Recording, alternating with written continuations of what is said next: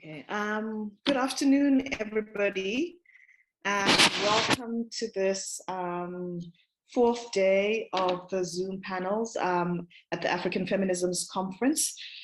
This afternoon, I will be we'll be having 3 panels as we have in previous days, as well as an artistic presentation at around 4 o'clock.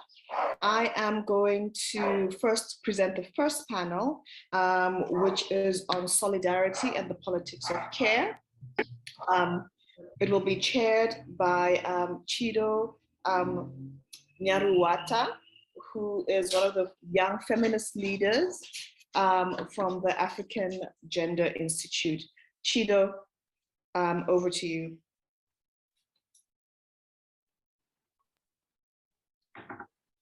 Thank you so much for introducing me, Polo. Welcome to the 8th session of the FM conference. As Polo said, today we will be having a conversation around solidarity and the politics of care. We will have 3 presentations from our speakers, and our speakers are given 15 minutes to present on their papers, and then afterwards we will have discussions. I encourage everyone to share their comments or questions in the chat box, and then with these questions, this will guide our discussion after the presentation. So we will start off with Salima Zilani with the politics of poorly behaved nurses and socialist feminist healing for South African health system. Then we will go on to our second presentation with Daniela Arison and Nokhetho, creating a space for feminist healing and solidarity, fostering mentorship. And lastly, we will end with Lindsay Kalen with feminist solidarity and theory in South Africa. As I stated, our speakers have 15 minutes to present, so I kindly ask that you stay within this time frame. So let us start off with our first presentation by Salima. Please, the floor is yours. Thank you very much, Chido, and to the organizers. I am worried about time, so let me jump in. Share screen is not working. May I share my screen, please?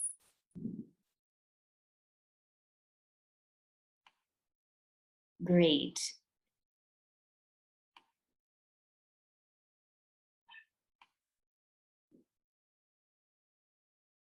So as we just heard, the politics of poorly behaved nurses and socialist feminist healing for South Africa's health system is what I will be discussing.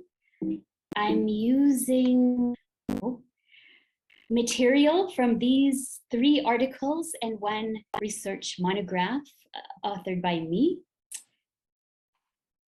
Let's jump into it. I want to first talk about the big picture of health. And this is the Indigo Wellness Index ranking for South Africa. South Africa got the lowest score in the world. Canada, which happens to be where I'm from, got the highest.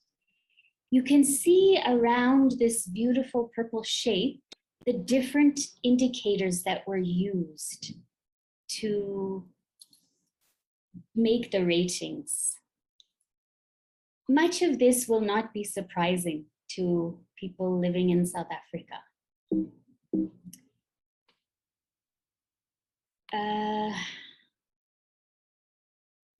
My article, one of them that I'm talking about, looks at healthcare and nurses over the 25 years of democracy in South Africa.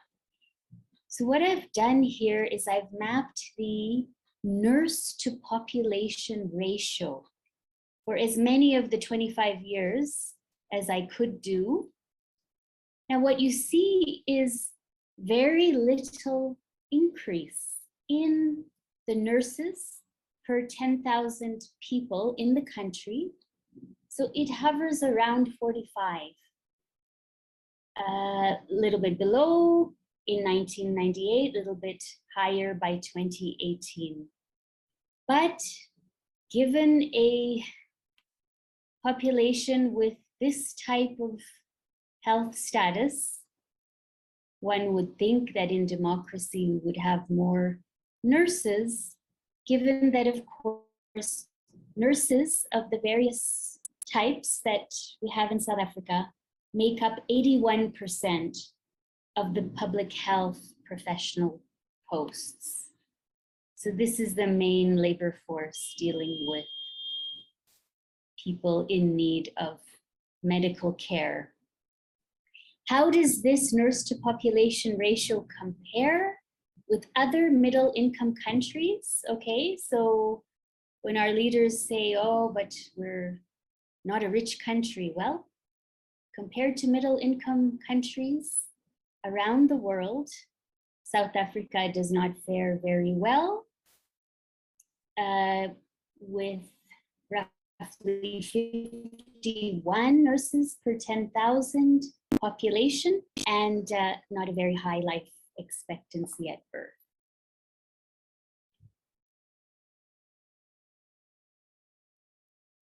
Now let's look at government health expenditure as a percentage of general government expenditure over this same period, roughly.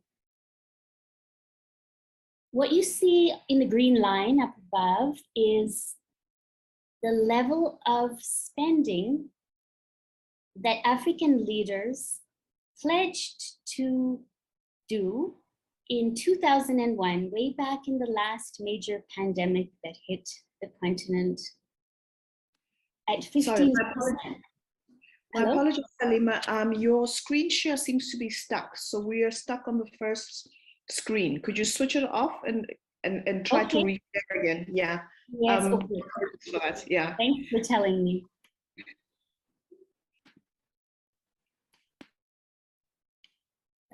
Share. Now, do you see government health expenditure? Perfect. Okay. I think that you missed the last two. Sorry. This is the nurse to population ratio. You see the years there. It hasn't changed a lot, is the main point. Hovering around 50 nurses per 10,000 people in the country. How does that compare with other middle income countries? Not so well, as you can see there. Still with me? Now we have, okay, thank you. Now we have the government health expenditure as a percentage of general government expenditure. African leaders pledged in 2001 to spend 15% of total government social spending on health. Here in South Africa, we never reached past about 10% and lower in several years. This is the austerity that critical people talk about, but which I must point out that in the health systems literature is violently objected to. So it is not a fact in the health systems discussions that we have had austerity and the nature of it. Okay, so just let me move now to PowerPoint.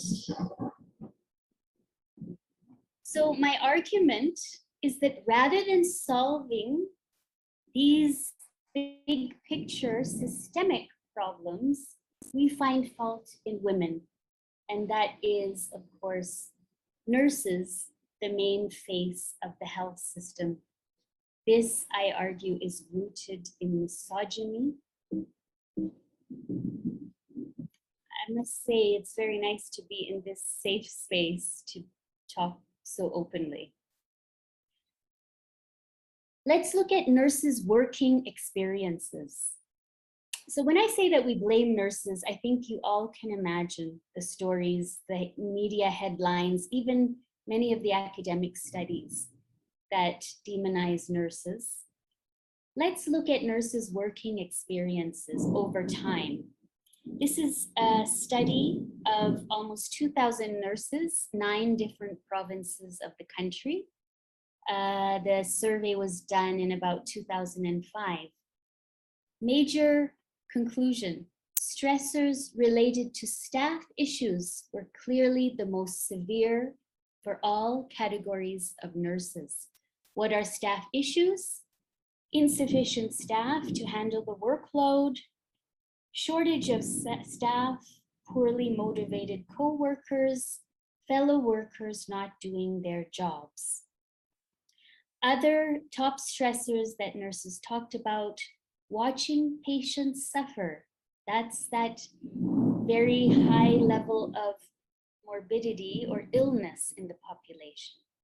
Patient demands, the great needs of patients. Health risks posed by contact with patients. Of course, we saw this loud and clear during COVID, and we continue to. Lack of recognition.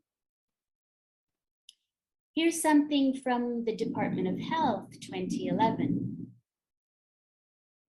They calculated, though they didn't publish this in the final report, a public sector nurse shortage of some 45,000 nurses back in 2011.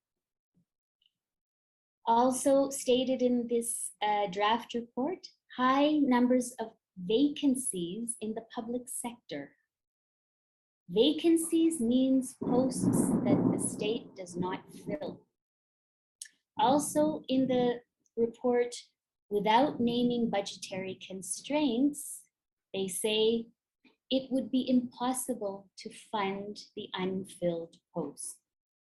This, again, is due to misogyny. A study of 69 nurses in 5 Gauteng and Free State hospitals. Over 90% of the nurses agreed with the content of the International Code of Ethics for Nurses, as well as the South African Nurses Pledge, but they identify workplace constraints as the cause for them not being able to uphold the code and pledge.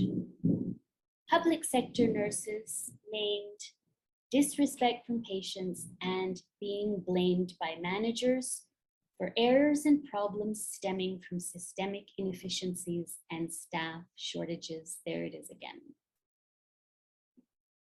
I'm worried about time, so please ask me in the discussion if you want to hear more about this, but this is a direct quote from a nurse manager. And what it shows is that nurse managers are also facing great stress, both on and off the job. Another study of nurse managers, hospital-based. Nurse managers, through this time and motion study, were found to be performing 36 different tasks per hour, many unplanned, fragmented, and of short duration. And you can see the percentages of time broken down there for the different types of work in these 36 different tasks per hour. This is the atrophy of misogyny, violence in the workplace endured by the lowest rank of nurses, of course, student nurses. And what you see here is different types of violent behavior, and close to half being treated differently, close to 20% being shouted at in a rage at work.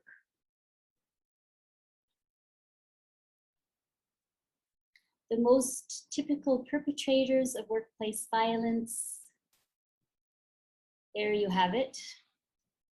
We see the hierarchy of nurses, and so when I say the atrophy of misogyny, This is people hate nurses, nurses hate themselves, nurses hate each other. We know this is typical in misogyny, culture of misogyny.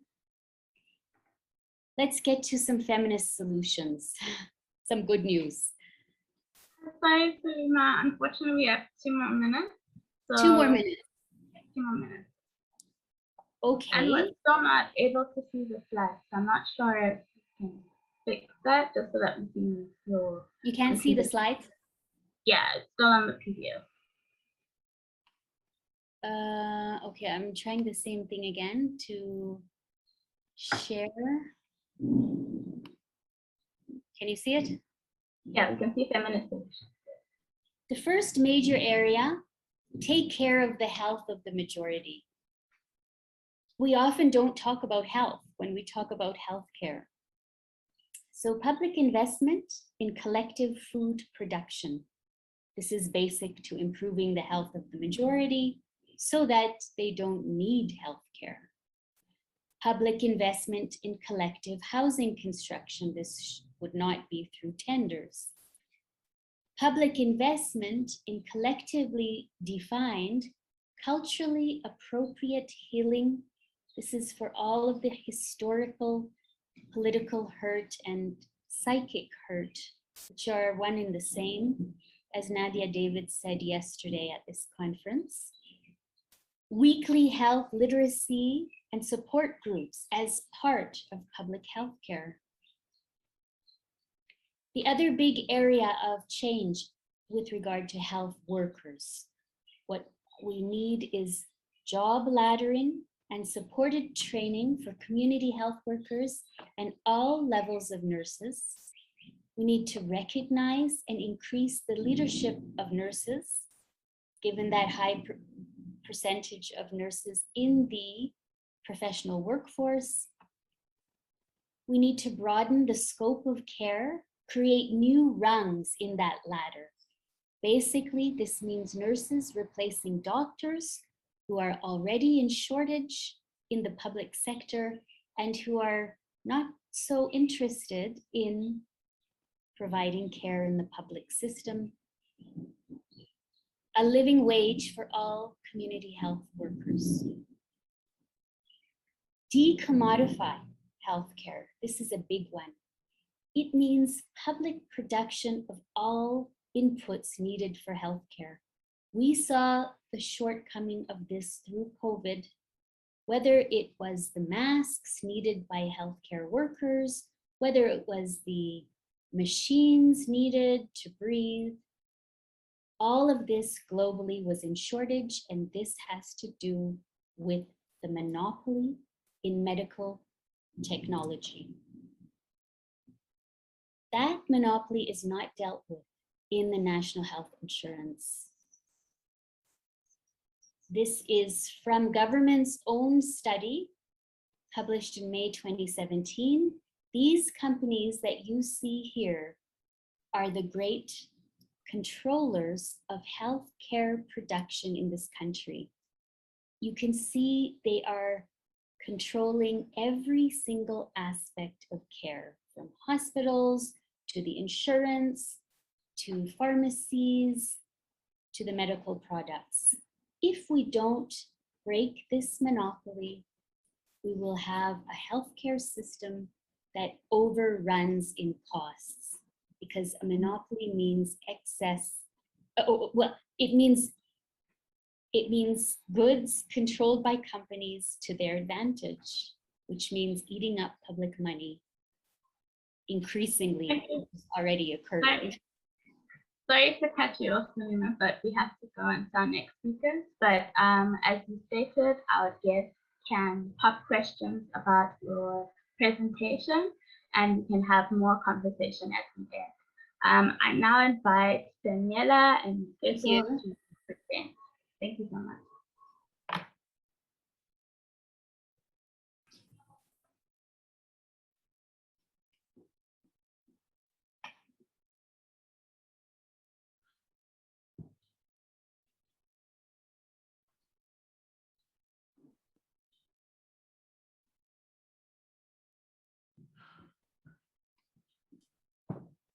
Good afternoon, everyone. My name is Nokhetho and I'll be presenting with Daniel, and our presentation is titled Mentorship, Reflecting on Feminist Mentoring as a Space for Healing. The presentation will cover the following. So I'll take you through the introduction, the landscape of mentorship, reimagining mentorship, the methods we used, and I will give my reflections as a mentee, and Daniel will take you through her reflections as a mentor and our concluding thoughts. To introduce the topic, in many parts of the globe, the last decades have seen Black females take advantage of the reduced education and career barriers. In South Africa, due to its roots in racial inequality and patriarchy, Black females entering the work environment or professionals are still faced with hostile working conditions. Racial and gender inequality permeates all spheres of the workplace, such as the formalized structures of institutions, their recruitment, their remuneration, and their working hours. It further permeates informal structures of everyday interactions, all of which accumulatively reinforce women's inferiority. The unique set of challenges and heightened levels of vulnerability faced by Black female professionals have implications for learning opportunities and ultimately career growth. So mentorship has been identified as an essential tool to aid this group to successfully navigate their careers. The meaning behind the term mentoring varies, and here referred to mentorship as junior inexperienced people being taken under the wing of older and more experienced persons who will teach and guide them. Before we go into sistering mentorship, I will give you a brief outline of the current landscape of mentoring. So the engagement with the mentor facilitates learning, which plays a vital role in shaping the mentee through teaching and nurturing. It ultimately changes the behavior and elicits personal development. Although the goals of the mentoring relationship may differ in structure and settings, nearly all mentorships involve knowledge acquisition. The danger of such a relationship is that the authority may be exaggerated as opposed to the mentee feeling empowered, he or she feels frustrated and belittled. Therefore, conventional mentorship seldom considers identity issues and their implications.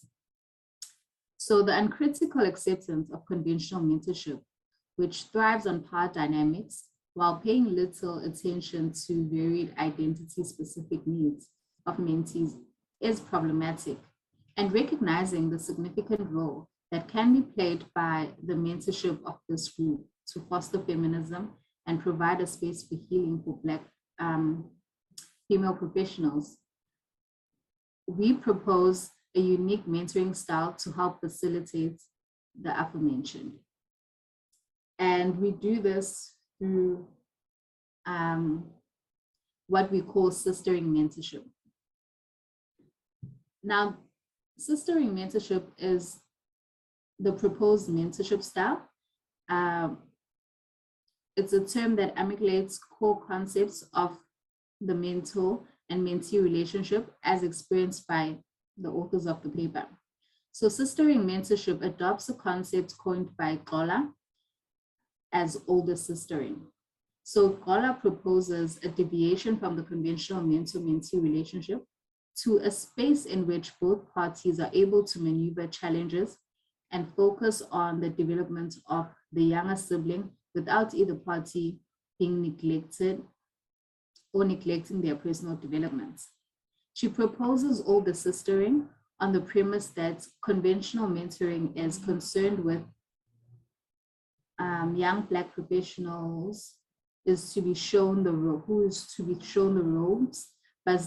but does not offer anything to the mentor, thus making it a one-directional and assuming the full development of the mentor. Similarly, we believe that effective mentorship should be that which resembles African or sisterhood relational praxis, which operates from mutual respect. This sisterhood is best resembled by a South African proverb of umuntu ngumuntu ngabantu, which is loosely defined as each individual ought to serve his or her fellow man. It offers the following advantages: effective role modeling of ideal characteristics such as confidence and strength, forming a learning partnership, mentoring as a reciprocal process, the presence of emotional, psychosocial, and career-related growth, and development of both the mentor and the mentee. This type of mentoring is particularly important in the mentorship of Black female professionals because it highlights the significance of same-sex solidarity as proposed by Black feminism discourse. In essence, the Black female mentor who has been exposed to the work environment and devised ways to best inhabit the environment is able to impart direction and support onto the mentee, which also facilitates the development of resilience in the mentee. Now, the methods that we used when writing the paper is autoethnography. The process entailed reflecting on our experience within the role of mentor and mentee in a South African internship context after a year of mentorship.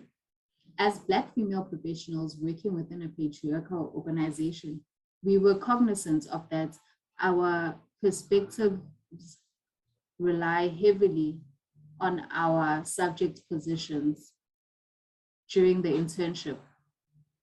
Our approach was therefore grounded in a commitment to advocating for mentoring relationships that are attentive to the dismantling of hierarchies of power.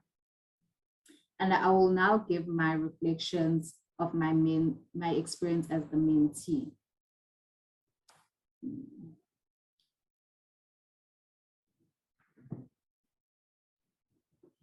We first discussed factors of identity. This involved my mentor and I critically engaging with hegemonically distorted images of colored and Black races. This facilitated that we consciously begin to unlearn and learn of our rightful identities, which then enhanced our understanding of each other and formed a foundation to build a relationship. We then reflected on the mentee subject position. In my experience as an intern in a South African organization, the comfort of an intern was based on performing or occupying a particular subject position. It is the failure of occupying the prescribed subject position of intern in this organization which resulted in my traumatization. I describe the experience as traumatic because the events have carved a wound and caused me to adopt a toxic survival mechanism, such as the constant surveillance of the self when engaging with members of the organization that occupy a position of power. The intervention of sistering mentorship was in that throughout my experiences, my mentor did not concentrate on the negative aspects of which would have reinforced my anger and pain. My mentor instead reaffirmed me and gave me tools which propelled healing, as stated by Masango. Sometimes a mentor has to intervene when the mentee is hurt by others. So my mentor ensured that I felt assured, respected, and recognized as a competent intern or Black professional. The profound gestures of compassion through the sistering mentorship resembled African communal norms, which validated the call for the employment of Black feminist principles. The sistering mentorship allowed the elimination of feelings of isolation and professional self-doubt. Sistering mentorship eliminated the power hierarchy of a mentor and a mentee and inspired mutual respect and care. It placed emphasis on developing a bi-directional relationship, which was rooted in mutual respect, love, trust, and shared learning. Furthermore, it allowed the sharing of vulnerabilities, challenges, and disappointments by creating a space of shared learning, solidarity, and trust. In essence, my experience as a mentee and Black female professional has taught me that assisting mentorship is a holistic practice for the nourishment of both the mentor and the mentee. I will now give to Danielle to present her reflections as a mentor.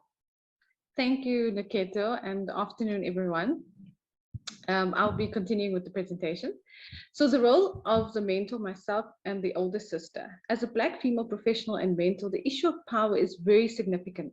The yielding of power in unfair and a discriminating manner can easily be done due to the unequal placement of power between the mentor and the mentee. The access of resources between the mentor and mentee is also an issue that affects power and may be used in a manner that inhibits performance.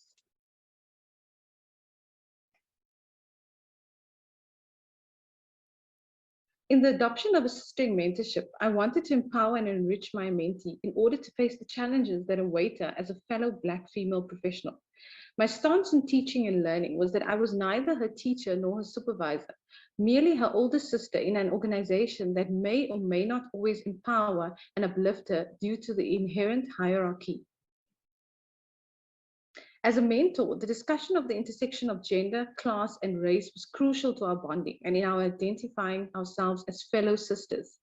Although I would be ascribed to be colored by race in terms of apartheid race classifications, I identified as Black, specifically with Black consciousness in mind. This was an opportunity for learning and unlearning race relations and stereotypes that have been sites of tension in South Africa.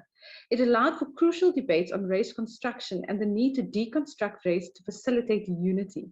Moreover, our mentoring sessions were underpinned by Black feminist thinking, as this allowed for frank conversations and debates around race, identity, and class. It facilitated my growth as a mentor as well and allowed me to see how, in a space of 1 year, my mentee had been uplifted, empowered, and strengthened. There is power in dismantling and disrupting hierarchical systems that often infringe on growth and learning.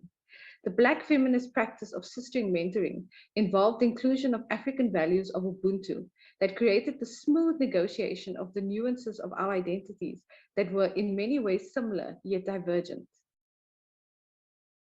So some of my concluding thoughts are that becoming a professional sometimes entails that one is required to complete an internship in order to complete the professional qualification. The implication of completing an internship was a necessary consideration for us as the authors, as this was the background under which the mentoring took place. An internship at an organization means that you will often not only be working within the organization for a specified amount of time.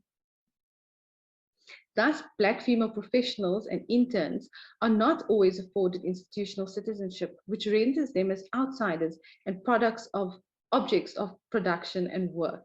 This dehumanizes them and divorces them from the internship site. The organizational citizen, or lack thereof, does not accommodate difference in opinion, nor does it accommodate defiance. Sistering required that I, as the mentor, be more conscious of how they relate to the mentee, or how I relate to the mentee, and construct mentorship as a learning partnership, characterized by the impartition of wisdom, knowledge, and psychosocial support. So my concluding thoughts on being a Black female professional mentoring another Black female professional who was an intern is that there is an obligation to challenge the status quo, to limit suppression and marginalization, prevent victimization, and to counter any superfluous vulnerability. This requires organizations to facilitate avenues for sistering mentorships that facilitate psychosocial support to incoming interns and Black female professionals. In a year where gender-based violence and femicide has visibly escalated and become increasingly normalized, sometimes even silenced, the use of Black feminism in our mentoring was instrumental. For me, as her mentor and sister, I needed to make sure that she was not only heard, seen, and acknowledged, but also encouraged despite the observable need of seniors to sometimes exercise their power and enforce seniority over mentees. The hierarchical systems that exist in organizations at times lead to silencing and invisibility. It is crucial for professionals and internship organizations to reflect on how to provide platforms to silence voices of interns and incoming Black female professionals. In closing, our sistering mentorship was a reciprocal process that allowed for feminist healing and unity. It is hoped that this engagement will inform alternative mentorship styles and encourage feminist solidarity. Thank you.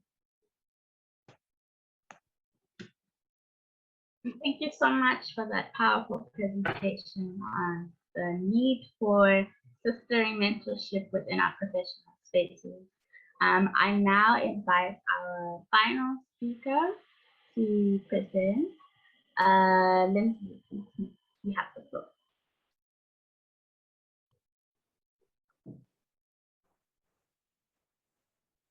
Hello, hi. Let me just share my screen with you quickly.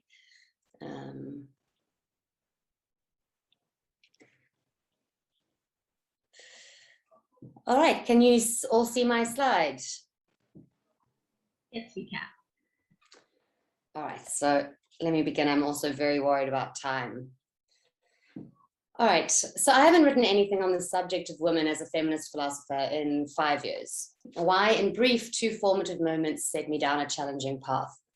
In the first, I became aware of blessee relationships in South Africa and was fascinated by the ways in which women spoke about their agency in these relationships. I wanted to understand whether, and if so, how heteronormativity and patriarchy informed the situation and agency of the women. But I was soon discouraged from doing so when a close friend and colleague told me that as a white feminist, I couldn't do this work, at least not on my own. The second moment spans the years of student protest at South Africa's formerly white universities. Beginning in 2015, our students' calls to transform our universities were prolific, and reaching my ears for the first time urged me to question and reflect on my role in the South African Academy. Together, these questions led me to reflect on and question my place and role as a white Western feminist philosopher in the South African Academy. What am I able to contribute to the future of the Academy in South Africa, to my students' education, and to feminist knowledge production? My race and training in Western philosophy was central to these concerns, and so I found myself engaging with critical decolonial and post-colonial feminist theory in search of answers. It is important to briefly explain why feminists make theory at all. Of course, we make theory to further the knowledge project, to improve our understanding of ourselves, one another, and the world. However, while some pursue knowledge for its own sake, the point of making theory for critical scholars lies in its ability not only to promote understanding, but thereby to enable effective action. Cornel West, for example, claims that theory is inescapable because it is an indispensable weapon in struggle. It provides certain kinds of understanding that are requisite if we are to act effectively. Similarly, Elizabeth Spellman and Maria Lugones claim that whatever else we know feminism to include, theorizing is integral to it. Theory provides us with the understanding we need to promote effective feminist action. So as a feminist philosopher, I'm interested in producing this kind of theory and aim to further our understanding of the ways in which hegemonic ideologies continue to impact on our lives as South Africans, not simply for the sake of producing knowledge, but in order to further feminist work towards substantial social change on the ground. And so I take these questions seriously. Let me return then to a fuller exposition of some of the central concerns as I've come to understand them over the years. As I do, I will draw extensively on the words of other feminists in response to Audre Lorde's call that where the words of women are crying to be heard, we each of us recognize our responsibility to seek those words out, to read them and share them and examine them in their pertinence to our lives. So according to Spellman and Lugones, feminist theories focus on the meaning of experiences in the lives of women. But how, as they put it, does the theorizer get to the meaning of women's experiences? What does it mean to speak about the experience and conditions of women?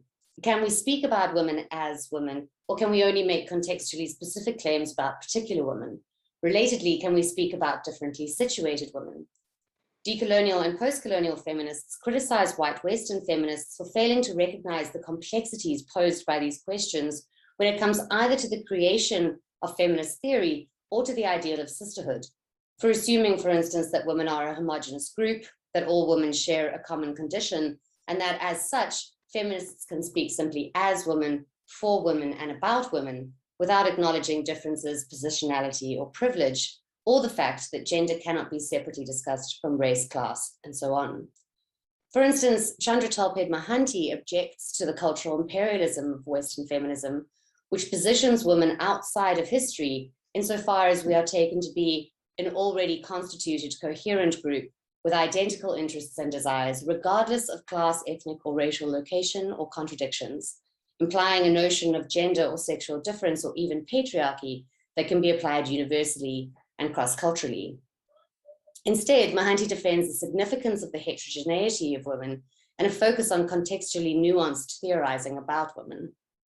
Spelman and Lugones, engaging with these concerns directly, distinguish between two ways of creating an account of another woman's experience.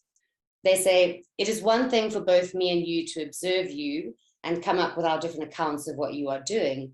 It is quite another for me to observe myself and others much like me culturally and in other ways, and to develop an account of myself and then use that account to give an account of you. It is the latter that Western feminists are accused of. Mohanty accuses feminists of practicing, Western feminists, of practicing discursive colonization, positioning themselves as the implicit referent, that is the yardstick by which to encode and represent cultural others. Relatedly, Sylvia Tamale argues that in place of colonial thinking, which binarizes, essentializes, and universalizes, decolonial feminists should adopt an intersectional lens. Decolonizing the African Academy for Tamale involves both unhinging colonization's structural and ideological legacies and conscious resistance to internalized colonial structures of thought. Furthermore, it is because Western feminists tacitly position women as a homogenous group that they believe that solidarity is a given. In contrast, Mohanty argues that sisterhood cannot be assumed. It must be forged in concrete historical and political practices and analyses, because beyond sisterhood, there are still racism, colonialism, and imperialism. Ultimately, solidarity isn't rejected, but solidarity based on the idea of the homogeneity of women is. Indeed, while objecting to solidarity on these grounds, Mohanty nevertheless stresses the urgent political necessity of building solidarity across difference. She emphasizes, however, that feminism without borders is not the same as borderless feminism. It acknowledges the fault lines, conflicts, differences, fears, and containment that borders represent.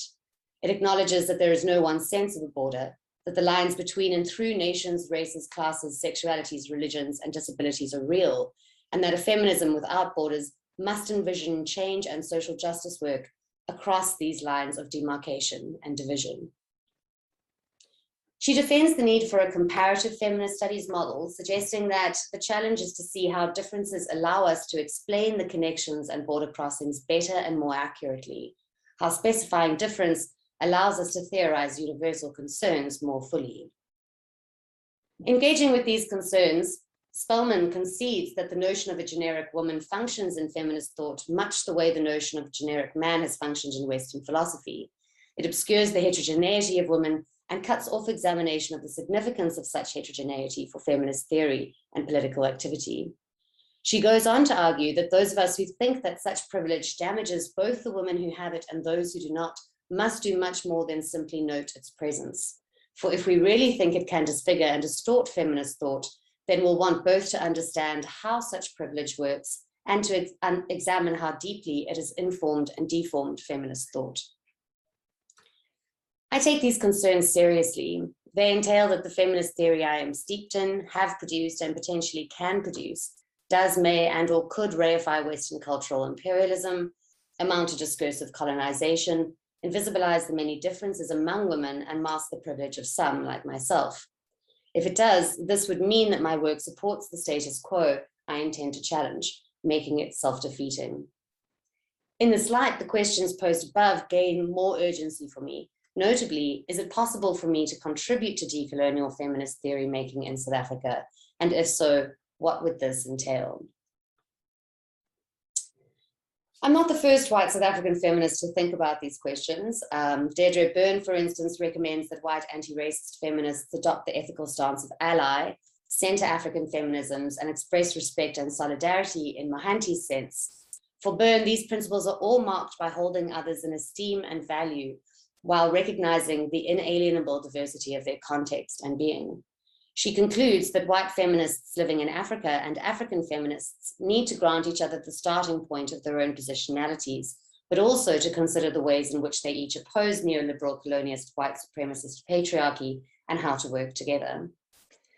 So is there more that can be said? As seen in her use of intersectionality, supporting the decolonial feminist agenda for Tamale, at least, does not require jettisoning all theory originating outside of one's place. So following Tamale's lead, I wish to return to the work of feminists in the States who explicitly grappled with these questions in the 80s and 90s. So let's start with Audre Lorde, who's quite positive when it comes to feminists working across difference, although she expresses her own anger and frustrations working cross-racially with white Western feminists. She claims that our differences have been distorted to further the ends of separation and alienation, that we have been taught to view differences only in opposition to each other, dominant, subordinate, good, bad, superior, inferior, and argues that we must unlearn these lessons if we are to work together. She writes, "It is not the differences between us that tear us apart, destroying the commonalities we share.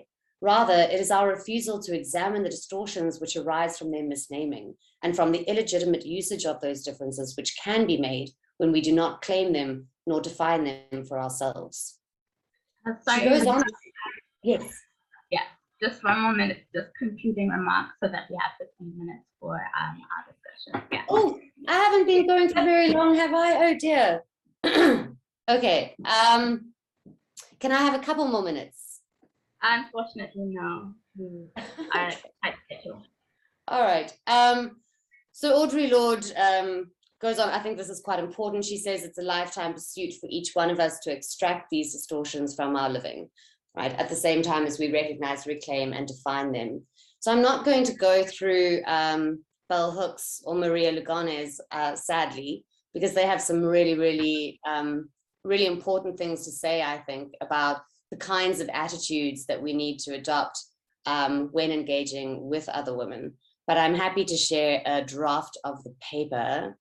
Let me just get right to the conclusion. All right, so bringing what I think is interesting from US feminism back to the question about cross-racial feminist work in South Africa, I think that we can take away these lessons. So first, feminism is and must remain a reflexive practice. We cannot shy away from reflecting on our failures.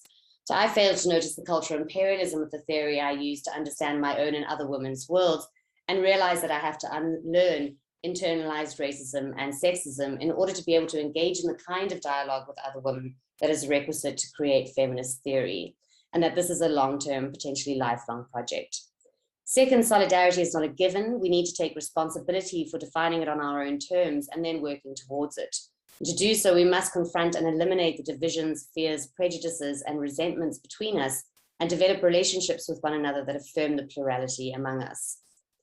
Third, we need to mutually stretch across difference to acknowledge, understand, and define our differences for ourselves, working through conflict in order to learn with and about one another and explore what we can learn from and do with our differences. And finally, we must make the choice to love, to connect, to find ourselves in the other. We cannot weave a pluralistic feminism on our own. So in closing, I'd like to turn to Hooks, who I'm quite glad she's here at the end because I didn't get to speak to her. She writes, "It is the most militant, most radical intervention anyone can make to not only speak of love, but to engage in the practice of love. Anytime we do the work of love, we are doing the work of ending domination. The work of love is our revolutionary starting point." Thank you.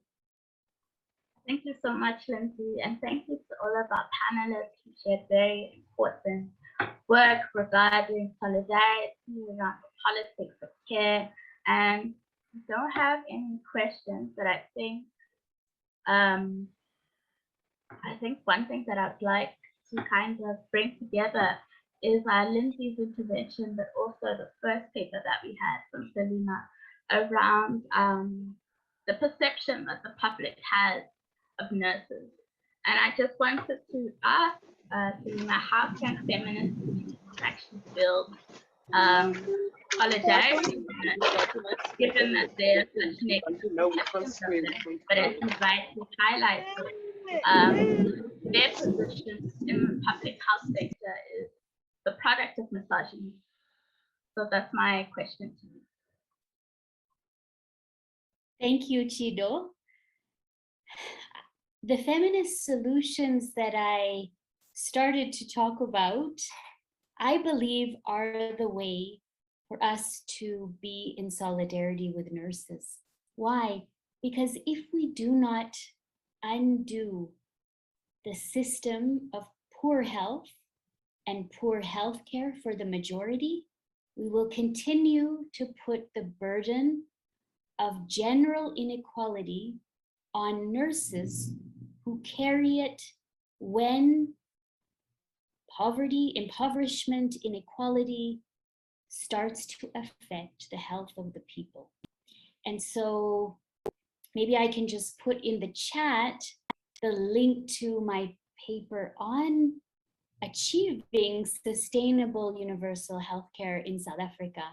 And it goes into some depth on issues that are not dealt with in the NHI, which frankly speaking, everybody supports rather uncritically. And it also talks about some examples elsewhere of how to decommodify healthcare. And it gives the full elaboration of the situation of nurses and community health workers, which are the majority of the workers dealing with people in the health system. Thank you. Thank you, Salima. Keith asked, to what degree poorly behaved nurses might be connected to compassion fatigue? Okay, so peace. I wonder the degree to which poorly behaved. Sorry, I couldn't quite hear that. Compassion fatigue. I would say, I must tell you that I was the economist for the biggest nurses union in Canada. And though it's a much better funded system, it's fully public, it doesn't have the kind of monopolies that I was showing you for South Africa. Nurses are overloaded. People take their frustrations out on nurses. And yet, these are the workers that show up 24 hours a day, 7 days a week to care for the people. I wanted to show one slide. Oh God, is there time? But I guess to answer your question, if we feel the fatigue, imagine what nurses feel. Now, we can't solve it just by being compassionate though, right? We need to mobilize to make the change, make the love that we just heard in the last presentation. Let's make love an actual social reality through changing the healthcare system radically. I know there's not much time, so maybe I'll leave the slide unless somebody wants it. Thank you so much. To the other panelists, Polo is asked, I shared, I am very interested in the notion of care as women's work, as highlighted in paper 1, in conversation with the idea of solidarity as caring for each other. Could the presenters for paper 2 and 3 think through the idea of care as kinship? So this would be for Daniela and for Daniela and Apana, and we would also be having for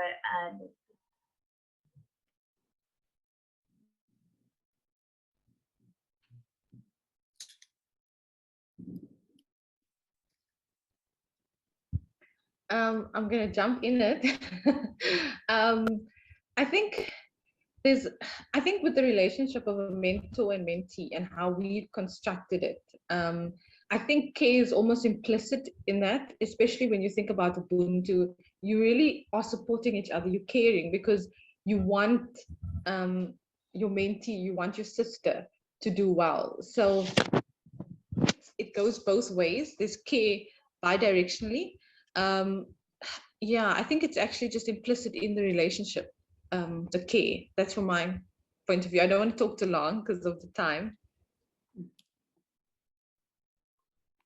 Nokhetho, would you be able to speak as the mentee on this aspect of care? I do appreciate that in your presentation you highlighted that conventional mentorship, there are issues relating to the power imbalance. How has, from your experience as the mentee, how were you able to express your care towards Daniela?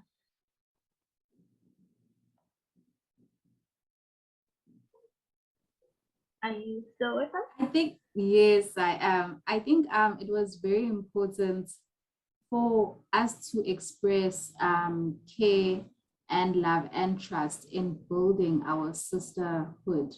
So what brought us to the crux of our relationship was us expressing the care, the trust, and the love. So it was important in forming and building the sistering mentorship. And how I expressed my care to her was through general interest, like genuine interest in her work, her life, even in her personal life.